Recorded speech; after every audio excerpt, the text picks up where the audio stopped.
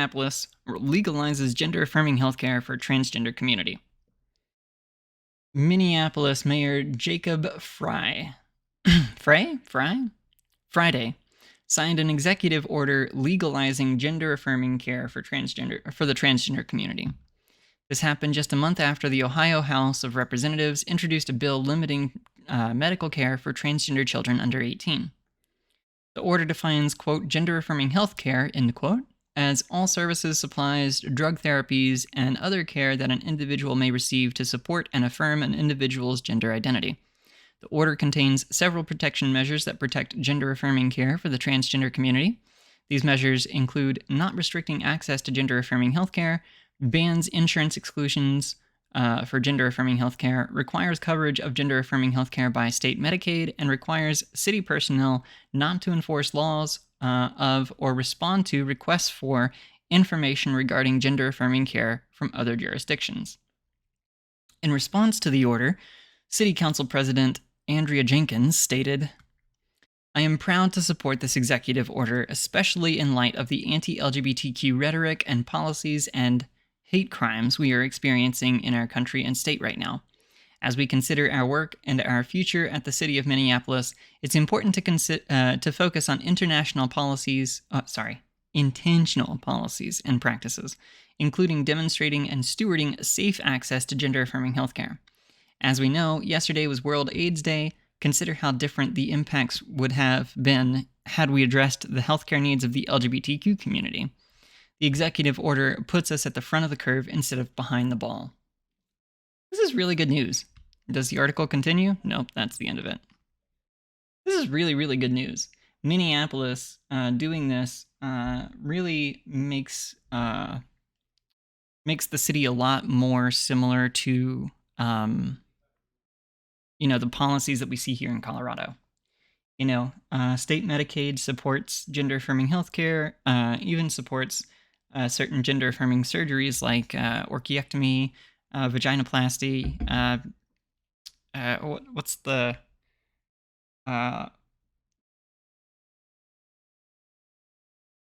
peniloplasty? I don't know the name of it. You know what I'm talking about. All the surgeries, mastectomy, all that is covered under state Medicaid, which is very good, very impressive. That's why Colorado is number one ranked state for trans healthcare. Yeah.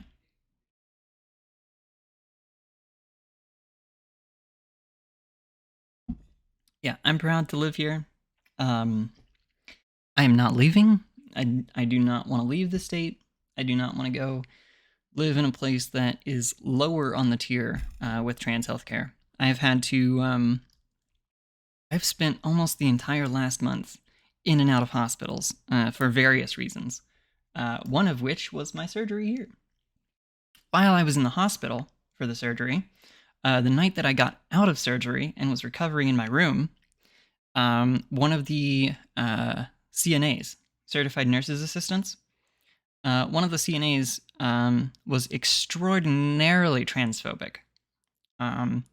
And when they came in to take my vitals and stuff like that, they would often turn on this machine that would start beeping really loudly. And inevitably, I would have to call down to the nurses' station, wait 20, 30 minutes for somebody to come back up, turn the beeping off, and then I could go to sleep. They were doing vitals every 2-3 hours. Somebody was coming in and waking me up out of sleep and just doing my blood pressure and checking my pulse and stuff like that.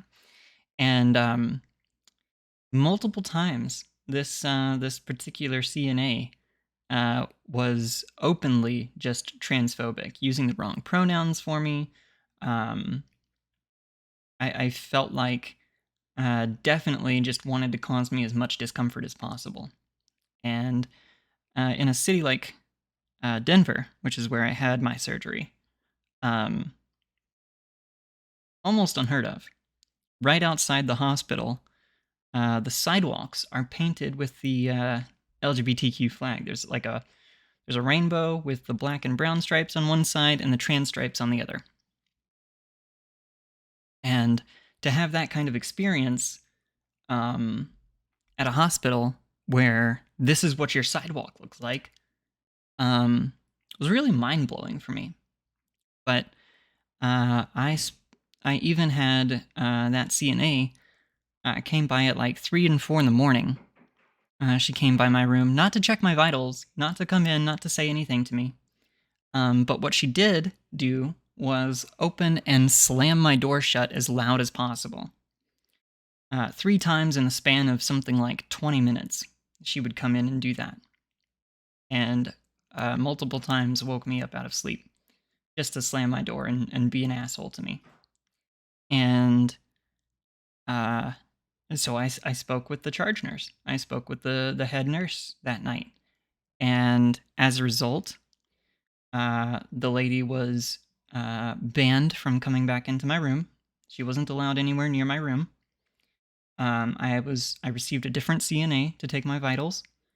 And they all wore these like little GPS trackers or whatever. So they could always tell where each CNA was in relation to the hospital. And so, yeah, she wasn't allowed back over to me. And I had the new CNA came by and said, well, sometimes if we shut a door next to you, it makes a loud noise, the ventilation here and blah, blah, blah, all this stuff. And she tried, shutting the 2 doors next to mine, and it was not the same. It was very clearly that CNA was coming by just to fuck with my door.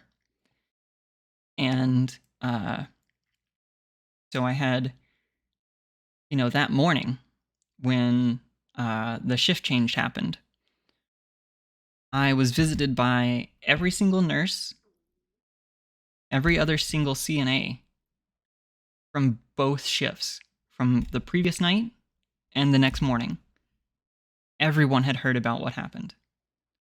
And every single one of them stopped by my room just to apologize. Just to say, look, we're sorry that this happened. This is not typical. This is not the first time that there have been complaints about this woman. We are moving this up, and we are going to, pursue whatever, consequences come of that. And that really put me at ease and made me feel a lot more comfortable being there. But it's certainly like, even to have that experience in what is, widely considered the #1 best state for trans healthcare. It just goes to show, like, what kind of experience would you have in a place like Alabama, right? Or Florida, right? You would have very clearly the opposite experience of what I had. You would have people snickering and giggling at you and just making fun of you and all kinds of stuff. So that's why it's very important for trans people to live in areas that are very accepting and very understanding. This kind of stuff that I see from Minneapolis, that's good stuff. This is the good stuff. And this is what we need more of. So very happy to see that Minneapolis is getting to that point.